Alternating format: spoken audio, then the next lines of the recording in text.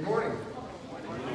There are others in our audience, and we want you to didn't take anybody's seat. We want you to know that you are very important to us.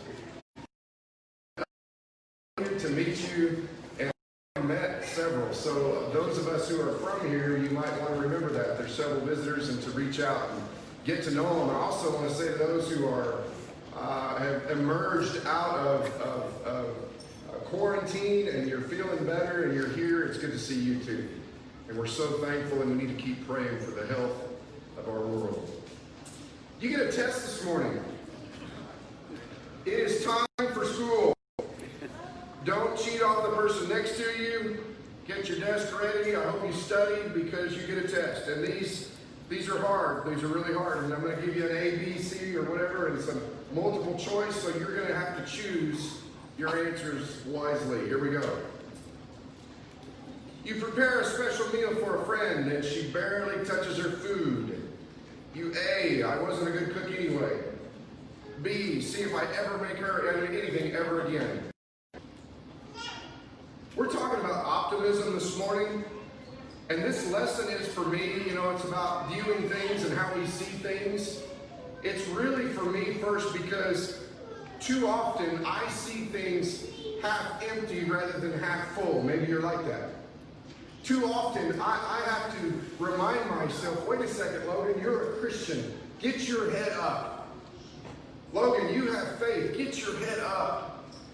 So many times I have judged a book by its cover. Anybody else do that? So many times I have even lost friends because I have made assumptions that were false. Such as, well, they don't want to spend time with me. Nobody likes me. I guess I'll go eat worms. I don't think anybody wants to call me or do anything. And we make assumptions that are false, and we lose friends over it. Maybe that hits on some toes this morning.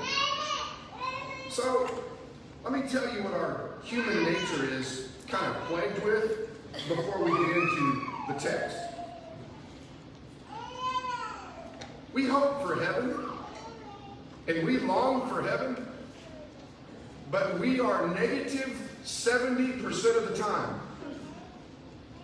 Do you know that? We long for heaven, and it just doesn't seem right sometimes to me. Optimism has been deemed or called this effective vehicle for coping with life's challenges. Think about that. Optimism is an effective vehicle for coping with life. And so if we don't have that, or when the illness comes, or when the cancer comes, or when your brokenness comes, you're going to need some of that optimism, don't we? We need some of that tucked away in our backpack. Optimism leads to a vision, a goal. Pessimism leads to giving up. Let me show you something. Turn in your Bibles to Lamentations, rather. Lamentations for a minute. I want to show you a positive example. Lamentations consists of 5 chapters, composed not long after the traumatic events in Israel's history, where the Chaldeans come in and they destroy Jerusalem and destroy the temple, and they carry people off into captivity. And this book was read, and it was sang as a observance, in a sense. It's kind of a formal expression of grief, but in literary style. And if it is Jeremiah who's writing this, which we believe that it is, I want you to try to picture something before we get into Lamentations chapter 3. If this is Jeremiah, I want you to picture him sitting in a cave, maybe. Or he's looking out across Jerusalem and he sees things that stir up his anger and his frustration. And he sees things that cause hurt and pain. You flip over to Lamentations chapter 3.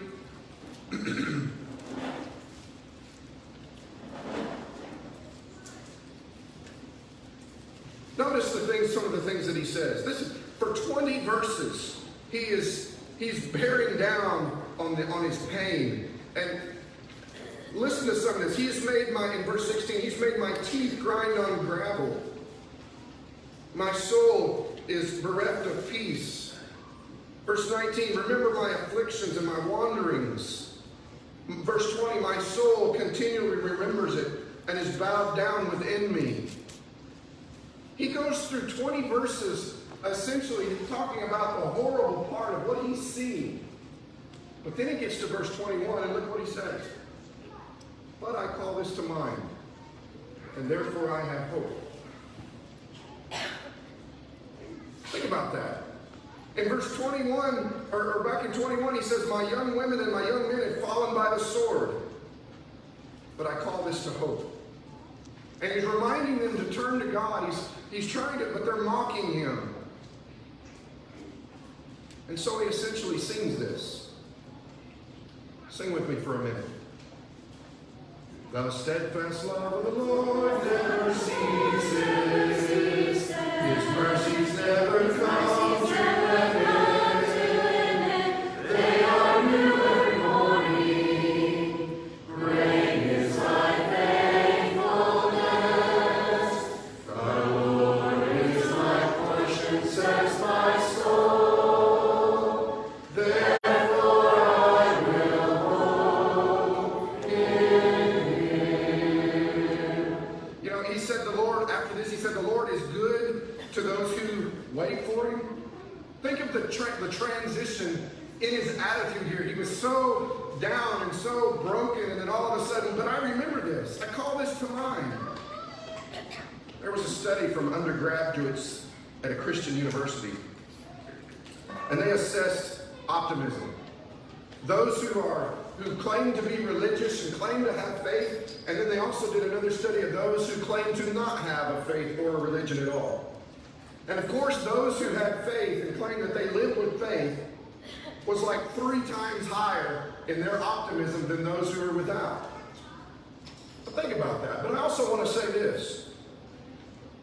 You don't need optimism or positive thinking in life. You need hope in Jesus Christ. Amen. There's a tremendous difference. You see, optimism and just positive thinking has faith in who? In you. But faith has hope in Jesus Christ. We've got to know the difference. Now at the same time, our faith leads to a more positive outlook on life, doesn't it? So we could say optimism should come from and stem from a hope that's within us. It sees opportunity. It sees vision. It sees better days ahead instead of telling yourself repeatedly, you can't get through this. I've come to realize, and you may have also, we have a choice to make, brothers and sisters. Why is it sometimes, and this is for me more than anybody, okay? Why is it I want to choose the negative pathway instead of the positive? Why is it that I always go sometimes to that direction? And I want to say, when I read the Bible though, and I pray to God, it's like he reminds me and he says, Logan, you know how all this ends. And you're still negative. You know how this ends and where we're going to be one day. You have faith. Somebody says, well, you know, I have faith. I mean, I go to church. This isn't about church attendance. This is about faith inside of you. Believing in what you can't see. Increasing in your faith in God's word. Knowing that one day when the trumpet sounds, Jesus is coming again. And every knee shall bow. And where will you find yourself? That's what we're talking about. That kind of faith. To live with that joyful expectation. Let me use something that Paul wrote in Colossians chapter 1. And you who were alienated and hostile in mind, doing evil deeds, he has now reconciled in his body of flesh by his death, in order to present you holy and blameless and above reproach before him. Think of how powerful that is. But look at this conjunction here, if indeed you continue in the faith. stable and steadfast, not shifting from the hope of the gospel that you heard, which has been proclaimed in all creation under heaven, and of which I, Paul, became minister. The conjunction here, if, is pretty critical, isn't it? Look at the first part and say, this is what we have and what we've been given through Christ. If we're stable in our faith. If we're not shifting all the time. And the same word if you look at it that way, was used over and over. In fact, Satan uses it in Matthew chapter 4 with Jesus. If you are the Son of God. It's conditional upon us. And some of us need to ask ourselves, why am I so caught up in the negativity that I'm not moving forward with positive faith in God? Am I so caught up watching the negative news that I'm not continuing in faith? Am I so caught up in negativity that it's changing how I view things? And maybe you start to view things as half empty all the time, and then it's just continuing half empty all the time. You ever know somebody who's half empty all the time? Take, for example, Abraham and Isaac in Genesis 22. Such a heart-wrenching story. Abraham, could any of us take our only son and slay him when he's asking questions to us? Old enough to ask us questions. Abraham took the wood for the burnt offering in Genesis 22, and he put it on his son Isaac. It's just the Lord asked him to do there at the beginning of the chapter. But there's so much that's not there in the text. Can you imagine this young boy? Did Abraham have to hold him down?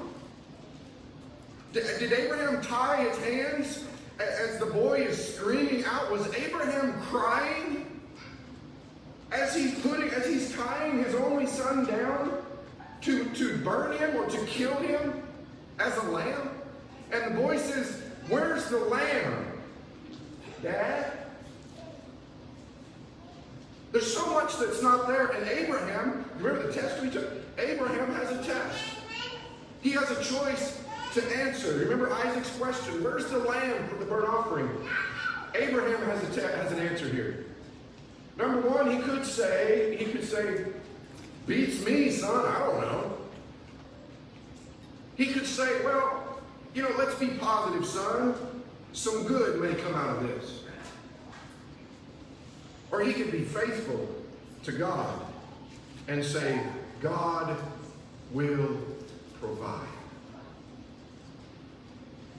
Is that our answer? I even gave you a positive thinking one, optimism. There might be some good to come out of it. But the faithful answer, God will provide. Abraham know? Yeah, he knew he was offered as a burnt offering. God will provide is an answer. And you look at Hebrews 11:17, and in Hebrews 11, the story is magnified, and the writer there says, by faith, Abraham. And then he says the words, when he had embraced the promises.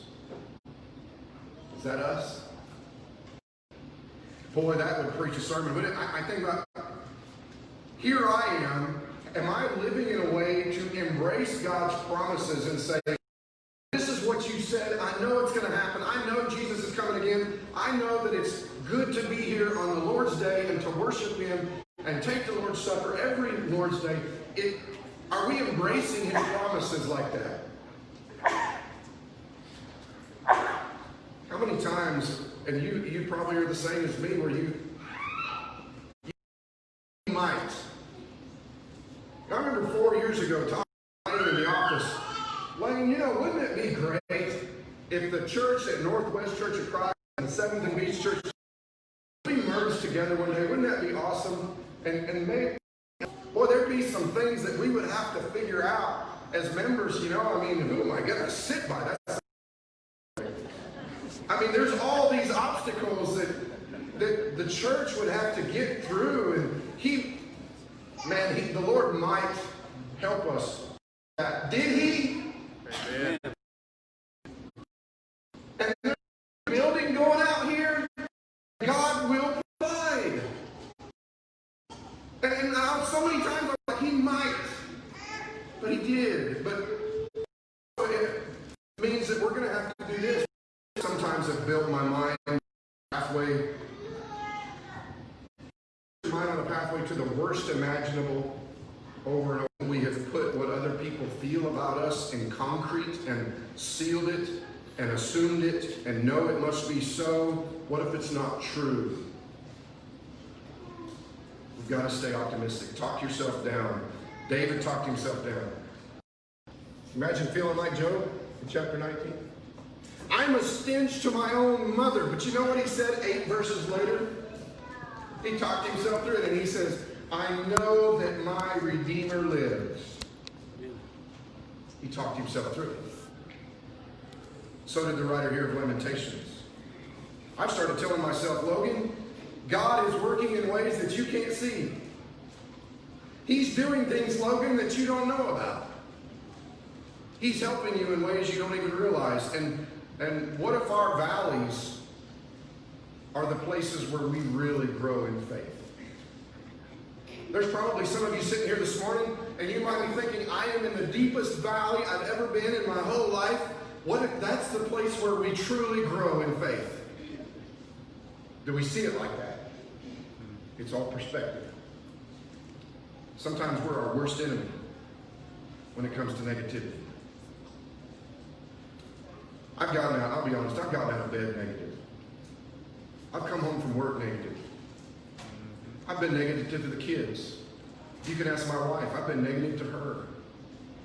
In the last few weeks, this is for me because I've struggled with this probably more than anybody in this room. The virus has part of it. I'll be honest, the virus has part of it. But it's time we stop viewing the glass half empty and view it overflowing with God's love. Amen. Overflowing with His mercy. Overflowing with His promises. Instead of taking one little piece of life and saying, this means everything. Of all people, Christians bring light to darkness. Is that true? Yeah. Of all people, someone Friday at the yard sale, which I can't say enough about Jacob and Desiree and their family. I'm amazed at people watching them work and not to receive anything for themselves. And there's a lot of you in this audience that falls. But at the yard sale Friday, Kaylee and I were shy. We were walking around handing out flyers. Handing out, you want to come to worship with us? You want to come? Somebody, they gathered all their stuff up and they got their arms full. And he goes, I don't want it. Okay. It's just a flyer. You know, I even said, well, is there a place I don't want it. Okay. Not a problem.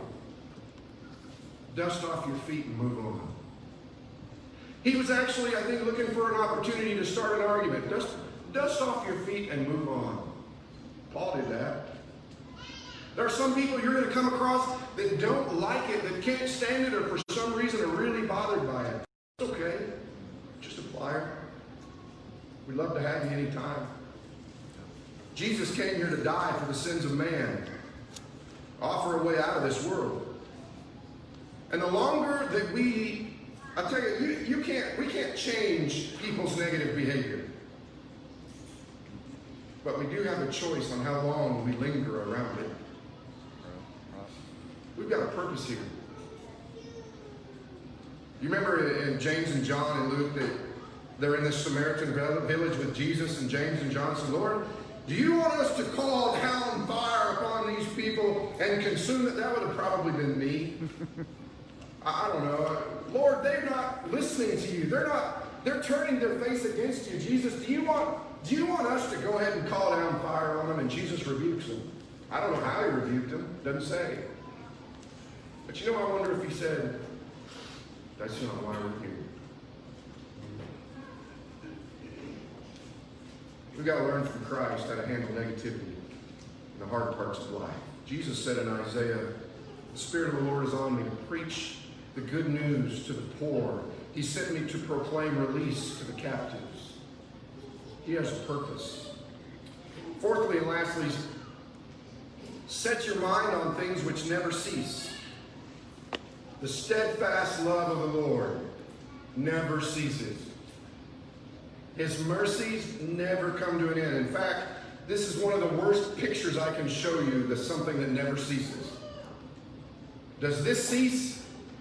Yes. But it's just an example of how our finite minds are not infinite like God. He sees so much further than we do. Set your mind on His promises. Set your mind on His word that never ceases. Set your mind on what Jesus did at the cross, or the promises of an everlasting, eternal salvation. And set your mind on those things. Here you go. Think about what is new every morning. They are new every morning. And then lastly, the writer here in Lamentations, he kind of throws something out there that you might not think has anything to do with positive or negative. And he throws this out there, and I love this. He says, wait. He says, wait quietly. It is good that one should wait quietly. There's a writer named Peter Marshall, and he said that it's often harder to wait than to work. Just wait.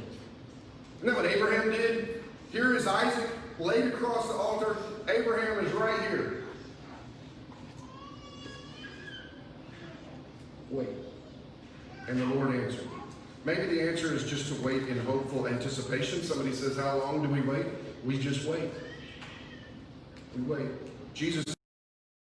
And that might be harder than it sounds to some of us this morning, but there is something, as we close, I want to remind you of this. There is something in you that longs for home, despite how crazy that sounds to other people.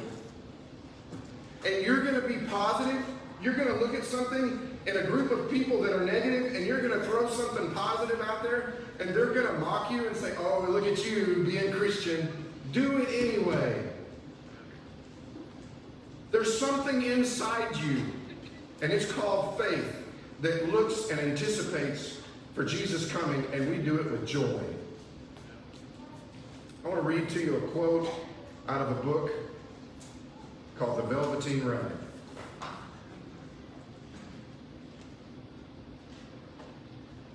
By the time you are real, most of your hair has been loved off. And your eyes drop out. You get loose in the joints and very shabby. But these things don't matter at all. Because once you are real, be ugly. Except to the people who don't understand.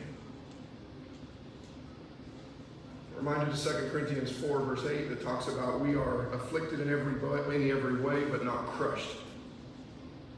We are perplexed, but not driven to despair. We are carrying, struck down, but not destroyed. We are always carrying in the body the death of Jesus, that the life of Jesus might be also made manifest in our bodies. Does that make us pessimistic? You can't read 2 Corinthians 4:8 and have a pessimistic view of life as a child of God. I remember God asked Jeremiah in chapter 12 and verse 5, if we have raced with men on foot and they have tired us out, then how can you compete with horses? And God is saying in that text, that challenge might be preparing you for one greater ahead. So many times I've looked at the challenges in my life and thought only of the challenges up front in my face, and I had never considered that God is preparing me for something years in advance that's even harder. If you've raced with men on foot and they have tired you out, that's what he's saying. You might not be ready for the next part. Where are you in faith this morning? I understand it's like us to fall, to get down in a hole, to start thinking negative about everything. But what if we're so negative about everything, and the media, and you name it, and we're all just down and burdened, and somebody comes up and says, hey, tell me about your congregation, where you worship, or tell me about your faith, or what do you know about Jesus? Then all of a sudden we've got to pull ourselves out, don't we? Let's keep pulling ourselves out. You all are a blessing. If there's someone there this morning that needs to obey the gospel, maybe you're not a child of God, maybe you're not washed in the blood, maybe you haven't confessed his name, or maybe you need to come forward and ask for prayers, that this congregation will be glad to pray for you, to stand with you, to encourage you, to say, we can help you, we can get through this together. You know what? We're a family. We're a family of God. If there's someone that has a need, you can come forward right now as we stand and sing. Matt.